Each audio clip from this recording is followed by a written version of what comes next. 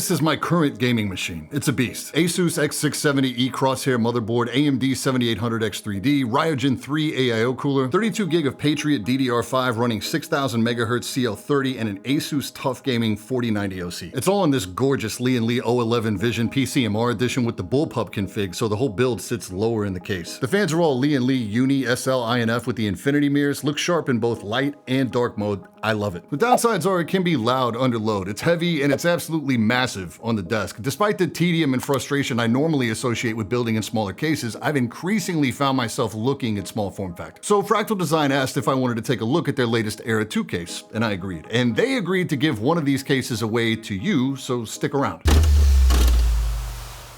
Like most of Fractal's cases, the Era 2 is a beautiful piece of design. Priced at $199.99 US, the outer shell is all anodized aluminum with a solid real walnut panel on top. It comes in silver and midnight blue as well, but I've got the charcoal gray here today. This stands just under 14.5 inches tall, about a foot front to back, and about 6.5 inches wide. For scale, here it is next to my current gaming build. It could literally fit inside the O11. And here it is next to a couple other popular options for small form factor builds, the Terra, also from Fractal, and the Authentic formed T1 version 2.1. The quality of the anodizing on the aluminum feels really good. The walnut looks great, but where the front panel meets the side panels is a little unfortunate. They don't really line up 100%. This is minor on one side and very obvious on the other. Front I/O is a combo 3.5mm audio jack, one USB-C and two USB-A. This walnut top is magnetic and it comes off for easy access to the top fans. The entire top shell is locked into place with just the lower dust cover and then just lifts off all in one piece. Inside we've got these little spring-loaded latches that allow us to pull the top fan mount bracket completely off, and then we've got a side-by-side chamber design that's pretty popular in the small form factor space. There's a movable spine in the middle that allows for one of three different positions, so you can prioritize either a CPU cooler clearance or a GPU thickness, and it's just two screws in the front and the rear that lets you adjust this. So we're ventilated on the sides and then top and bottom, and they include two of their Aspect 12 PWM fans in the bottom of the case. These have chainable power connectors, and they're designed for high static pressure since small form factor usually means a lot of density in how the components are packed in there. So on one side we have support for up to 3-slot GPUs, and we've got a PCIe 4.0 riser cable pre-installed. The different spine positions not only affect the GPU and the CPU cooler clearance, but storage options too. In any position, we have a removable cage for two 2.5 SSDs. In positions 1 and 2, you can also mount an additional 2 SSDs behind the PSU, so 4 all in depending on your config. For this build, I'm running a single 4TB NVMe from my friends over at Patriot, so I am going to pull the cage, and because we won't have cables to manage going there, it's going to help with ventilation too. On that note, Fractal documentation is some of the best in the business, and the manual outlines a bunch of tips for how to plan the correct spine position and suggestions on how to route your cables. For someone who's not super experienced with small form factor, they take all the guesswork out of planning your build. I've seen Legos set manuals with less detailed instructions. Max GPU size here is 326mm long, 63mm thick, and 137mm high. So my TUF 4090 isn't going to work in here on its stock cooler because it is truly massive. Instead, I'm going to use an RTX 4080 Founders Edition. Because this card is down with the thickness, it's going to lock us into using position 3 for max GPU width, which is default config. I did order a really flexible power cable from Mod DIY because I heard from a lot of sources that the splitter cable can be nearly impossible to manage in these small builds. Motherboard's the ROG Strix B650EI gaming Wi-Fi from Asus, which I opted for specifically because the M.2 stack is lower profile and I really didn't need all the bells and whistles of the much more expensive X670i. Processor is an AMD 7900X3D because AMD was nice enough to send one of these out a few months back. As this is strictly a gaming build, I'd normally go with the 7800X3D. I'm sure by the time you've seen this video, I've replaced my main rig with the 9800X3D and migrated my 7800X3D over to this machine. Memory is 32 gig of Corsair Vengeance DDR5 at 6000 MHz CL30. At only 35mm high, it was a good combo with speed, expo support, and low profile, and I could get it here fast. The G.Skill Flare X5 is another solid option that comes in about $20 cheaper and 2mm shorter. Even though I checked all the specs and documentation before I ordered, I've never done a single PC build in my life that didn't have at least one major unexpected surprise, so I picked up a couple cooler options just to be safe. Both the IS55 from ID Cooling and the Noctua NH-L9X65. The IS55 just barely fit over the RAM. Looks like about 2mm to spare, and the case is able to close just fine, even with the config that offers the least amount of space on the CPU side. The Noctua, because of its design, doesn't overhang the RAM at all, so there's no clearance issues there, but this cooler is a no-go if you're running a thick GPU. Position 3 does not allow the case to close. Because we have the luxury of a few extra inches of space in the top of this case versus some of the other small small form factor options, I opted to go with the 240mm AIO that I love. I've had this for like 4 years and I've used it in a couple different builds. This is a Fractal Celsius Plus S24 Dynamic, and the best thing about this unit is the cable management. There's a fan hub on the radiator itself, so I can chain the lower fans in the case onto this unit, and then I just need a single PWM connection for the entire chain, including the pump. No internal USB header, no complex cable routing, and no control software. I love the design on this thing. Power supply is the near legendary Corsair SF750. This is the newer version. You can use an SFX-L if you need some additional power overhead. Just be aware you can't use that in conjunction with an AIO because the space where the power cables come out of your power supply is going to compete with the tubes on your AIO. So as a quick recap, if you're running a thick GPU, your cooling options are going to be limited to the IS55 or an AIO. And if you're using an SFX-L power supply in conjunction with the thick GPU,